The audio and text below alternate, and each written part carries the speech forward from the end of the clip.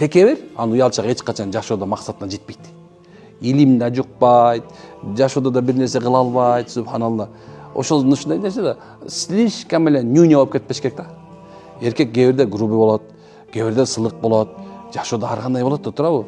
Кээ бирде субхана сынып бериш керек болот, кээ бирде ийилип бериш керек болот, кээ бирде туруп бериш керек болот. Бул эркектин сапаты да туурабы? Ким эле айтып турсун, жипке тизгендей болот да, ким убада кылды деп силерге? Ким убада кылган субхан, бул дүйнөдө баарыңар бактылуу болосуңар деп. Ким убада кылды Аллахтан баарыңар тең бай болосуңар деп. Ким убада кылды бул дүйнөдө баарыңар оорубайсыңар деп. Ким убада кылды эч ким өлбөйт деп. Ким убада кылган? Эч ким убада кылган эмес. Бул дүйнөдө мунун баары бар.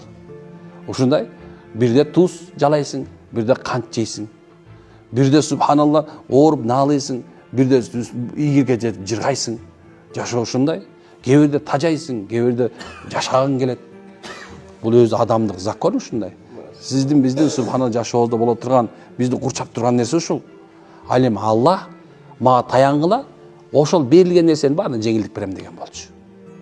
Алланын уадасы ушул.